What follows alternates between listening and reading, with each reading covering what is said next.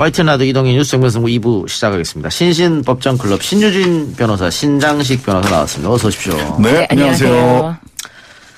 자, 오늘부터 임시국회가 시작이 되는데 예산안이 통과된 이후에 패스트트랙 법안 관련해서 여야 대치 국면이 고조되고 있습니다.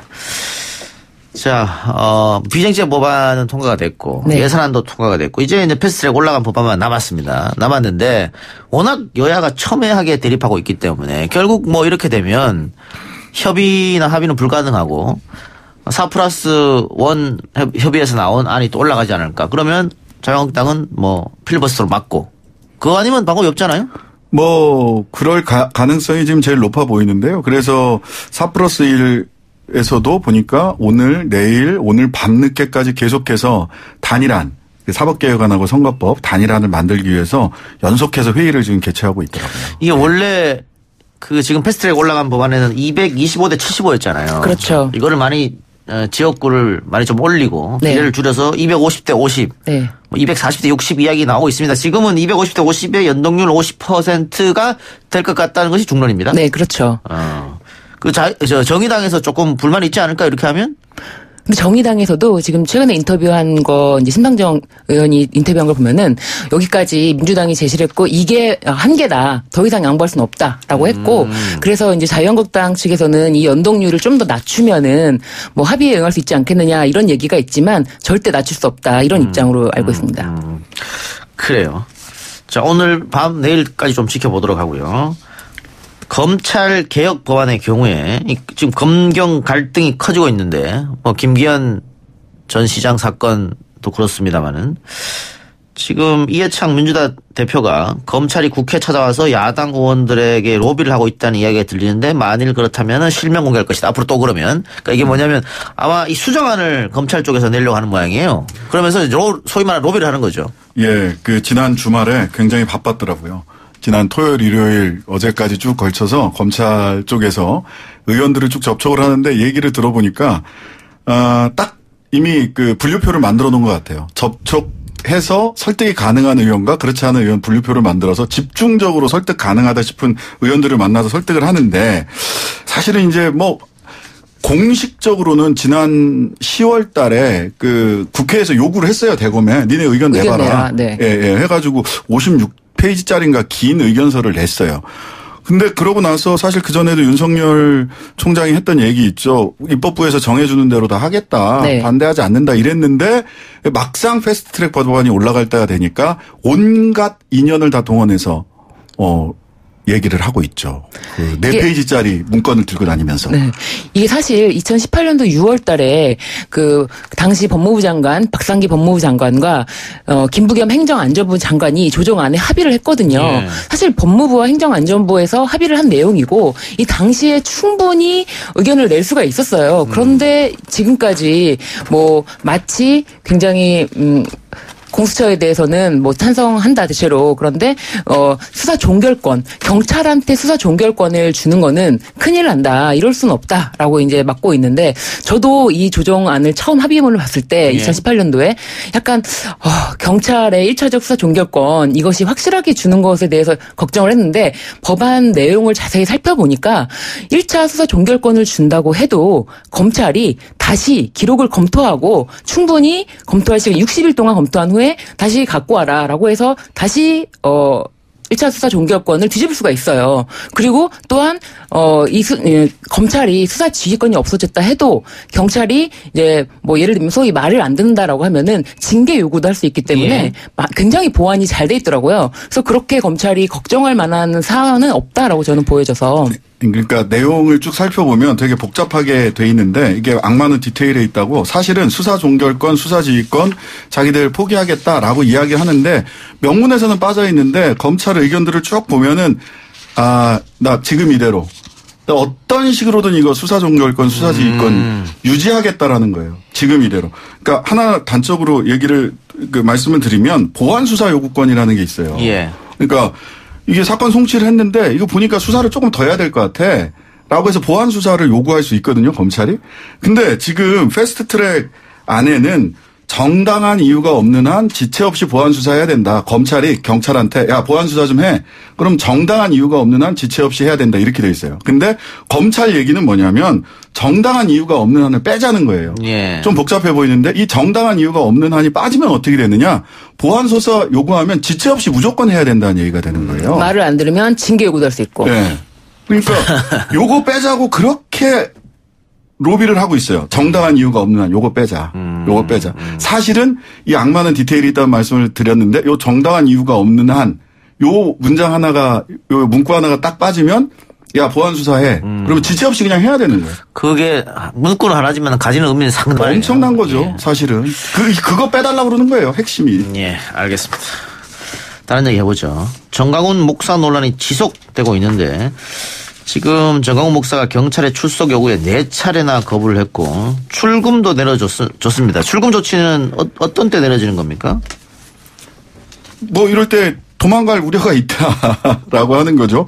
혐의 입증이 굉장히 가능해 보이는데 사실 바깥으로 출국을 해버리면 뭐 기소 중지를 한다거나 해서 사건 자체가 중단될 수 있기 때문에 바깥으로 나가는 걸 이제 막으려고 하는 거고요. 어느 정도 혐의가 있다. 충분히 수사해야 된다라고 하는 생각을 수사기관이 하고 있다는 증거입니다. 지금 정강훈 목사가 내란죄도 있고요. 또 집회 시위법도 문제가 있고 기부금법도 위반했고 이게 지금 다 고소고발 들어온 사건이거든요. 네, 그렇죠. 그래서 이 고소고발한 시민단체 같은 경우에는 언제 우리가 고소고발을 했는데 지금까지 수사가 안 되고 있느냐. 네. 그래서 11월 말에 다시 수사를 촉구하는 집회를 열어서 제발 수사를 좀 해라. 수사를 왜 이렇게 안 하고 있느냐라고 예. 했기 때문에 경찰이 이제 뭐 지금 소환 요청을 하고 있는 거죠. 예. 저는 이 정강훈 목사 관련된 이 이야기들을 보면 정말 극단적인 이야기들을 많이 하잖아요. 예. 뭐 대통령 저놈을 모가지를 끌고 나와야 한다. 너 죽고 나 죽고 다 권총 가지고 둘이 같이 쏘기로 하자.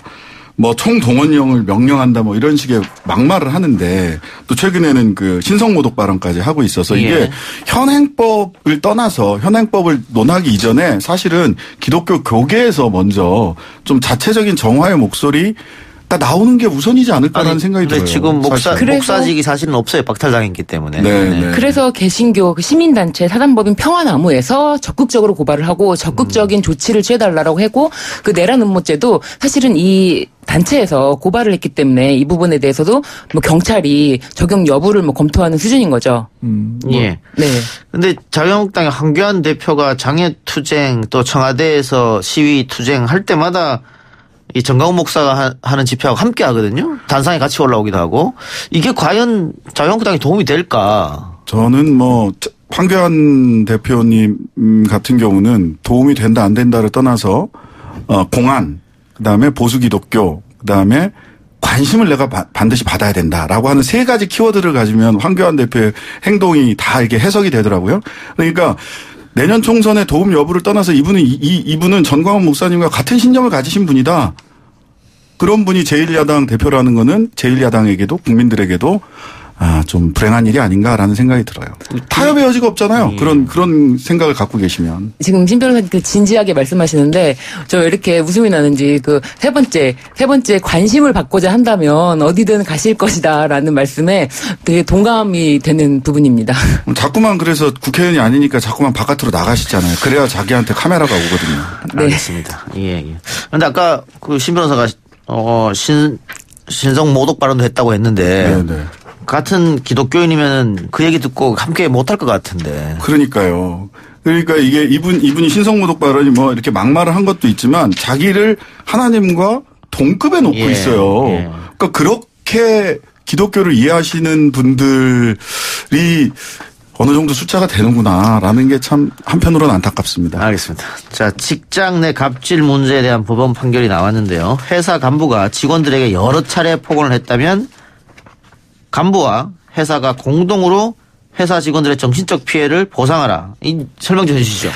네, 이 2017년 3월부터 2018년 2월 사이에 뭐 직원들에게 여러 차례 이제 거친 말을 했는데 여기서 말씀드리기 좀 그렇지만 뭐 대가리를 박아라 뭐 이런 표현부터 뭐 내가 기분이 나쁘니까 내가 씹던 껌을 뭐 너가 씹어라 뭐 이런 표현까지 폭언이네요, 폭언. 예, 굉장히 심한 폭언이죠. 그래서 이런 거를 했던 그 전무가 있었는데 이게 상급자의 지위를 이용해서 그 업무상 범위를 넘어선 뭐 정신적 고통을 줬다라고 해서 회사까지 책임을 져라라고 800만 원 손해배상 책임을 인정했죠. 그러면 800만 원이면 400 이렇게 하는 겁니까? 아니요. 연대 책임인 경우에는 다 배상할 때까지 받을 수가 있는 겁니다. 누구한테든. 누구한테든. 네.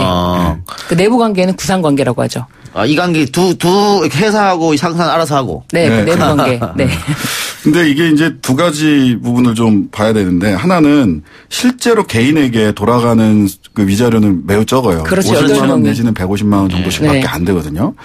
그래서 이걸로 이게 그 소위 이런 사태가 다시 재발하는 것을 막을 수 있을까 사실 그렇다면 조금 더 이렇게 인격을 무시하고 직장 내 갑질을 하는 부분에 대해서는 조금 더 강한 처벌을 해도 되지 않았을까. 뭐 제가 뭐 처벌을 많이 해야 된다는 주의자는 아니지만 이런 경우는 이거 뭐 처벌이라기보다는 저기네요. 민사적인 부분이긴 한데. 책임을.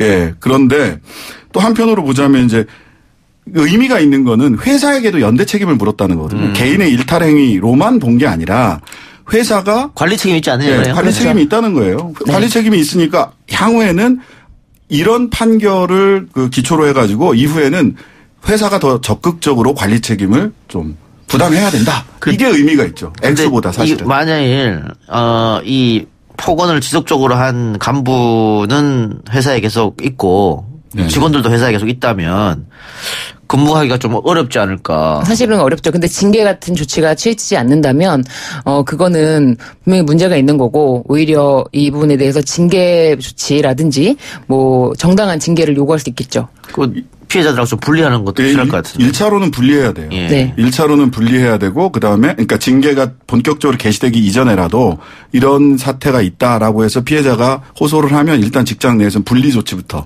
먼저 해야 되는 거죠. 직원 8명인데 800만 원이니까 뭐 1인당 얼마 되진 않을 것 같은데. 50만 원, 150만 원 뭐 그 수준이더라고요. 근데 저는 처음에 이 기사를 보고 저를 다시 한번 돌아봤습니다. 미르미디어. 예, 우리 직원들에게 내가 폭언을 하고 있지는 않은가 이런 생각. 아마 제대로 해.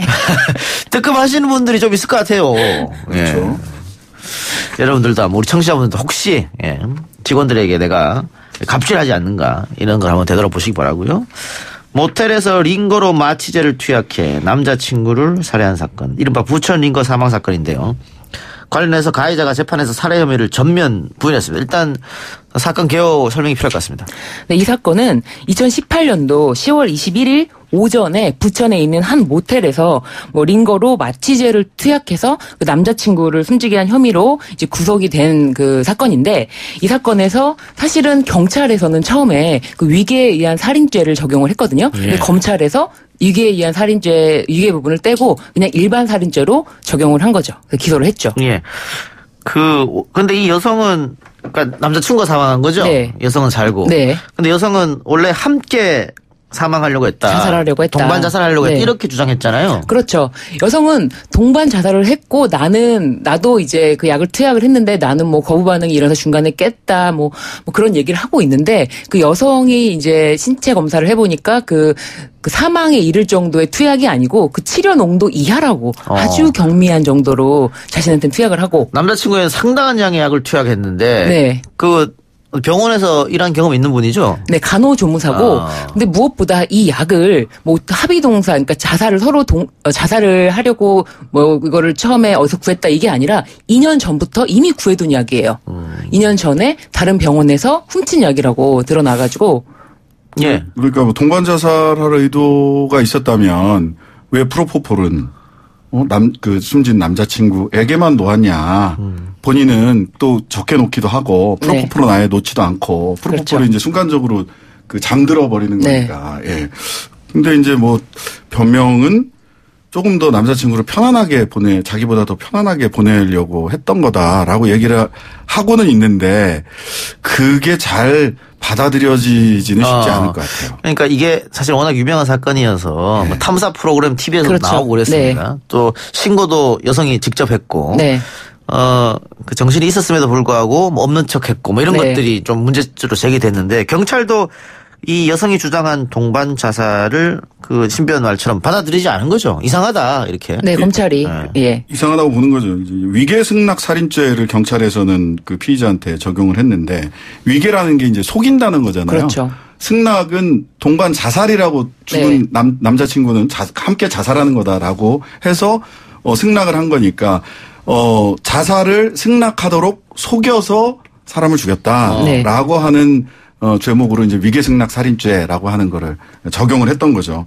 그런데 사실은 이 남자는 자살할 생각조차 없었던 것이다 라고 이 남자의 친누나가 국민청원까지 하고 이 남자가 조금이라도 자살할 수 있는 어떤 여지를 남겼다거나 뭐 유선 당연히 없고 그 마지막 문자 메시지도 그냥 단순하게 여자친구랑 저녁을 먹겠다 이 정도의 얘기를 했기 때문에 전혀 자살과는 관계가 없었고 이 사건이 있기 3일 전에 어떤 뭐 자격증 취득을 했다고 그래요. 그렇기 때문에 전혀 자살을 염두에 둔 적이 없었기 때문에 이거는 그냥 일반 살인죄다라고 하는 거죠. 예.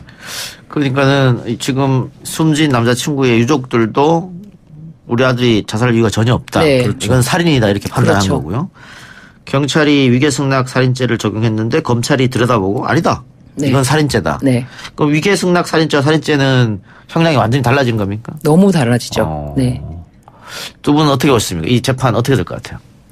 이거는 일반 살인죄가 적용되는 게 맞는 것 같아요. 그러니까 말씀하신 것처럼 그 프로포폴을 투약했다는 자체가 너무 의심스러운 거죠. 자살을 할 사람이 이미 자살을 마음에 두고 있으면은 약물이 투약되는 것에 대해서 그냥 인정을 할 거예요. 그런데 이 사람은 자살할 마음이 없었기 때문에 여자친구가 먼저 프로포폴을 투입을 하고 이제 투약을 하고 나서 이제 뭐 다른 약물을 투약을 해서 사망에 이르게 된 것 같아요.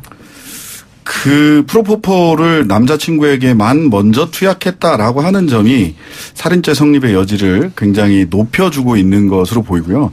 적어도 위계승낙 살인죄는 살인죄가 인정이 안 되더라도 적어도 위계승낙 살인죄는 성립이 될 것처럼 보여요. 뭐 상세한 거야 뭐 더 들여다봐야 재판장님이 알아서 잘 판단을 하시겠지만 예, 제 생각에도 살인죄가 적용될 가능성이 크다. 적어도 위계승낙 살인죄까지 갈 개연성은 매우 높다 이렇게 보입니다. 그런데 예. 살해를 하려고 하면 뭐 살해 동기가 있어야 될 텐데 그 동기가 뭔지 그다음에 지금 보니까 직접적 증거라고 할까요? 잘 보이지 않고 이게 정황적 간접적 증거만 있지 않느냐. 네. 아마 지금 이 여성도 그렇게 주장하는 것 같습니다. 직접 증거가 없다. 나는 뭐 무죄다. 그 마약류 관리 위반만 내가 했다. 인정만 하는 것이고. 법원에서 좀 치열한 논리 다툼이 있을 것 같은데요. 뭐 나름의 다툼은 예, 말씀하신 대로 동기나 목적 이런 것들이 보다 더 분명하게 드러나야 되긴 하는데 근데 이제 그렇다면 이제 뭐 시기 어느 시점에서 또 어느 정도의 양을 투약했고 하는 것들이 객관적으로 다 드러나 있는데 이 객관적으로 드러나 있는 것들을 어떻게 이게 정황증거 내지는 간접증거로서 어느 정도 정황증거나 간접증거도 증거로도 증명력은 있는 거거든요. 그러면은 그 부분을 어떻게 판사님이 판단을 할 거냐의 문제인 것 같아요. 이 여성은 그 남자친구가 평소에 금전적으로 매우 힘들어했다라고 했는데 그 누나는 오히려 유가족인 누나는 지금 회생 절차 중이기 때문에 전혀 오히려 더 좋아지고 있는 상황이고 아버지의 가업을 이어받기 위해서 1년째 그 부분에 대해서 뭐 노력 중이다라고 했기 때문에 전혀 자살의 의도가 없다. 그러니까 여성의 말에 모두 반대되는 새로운 또 뭐 반대 진술이 나오고 있기 때문에 여성의 말을 믿기가 좀 어려울 것 같아요. 알겠습니다. 두 분 말씀은 여기까지 듣고 다음 주에 뵙겠습니다. 수고하셨습니다. 네, 감사합니다. 감사합니다.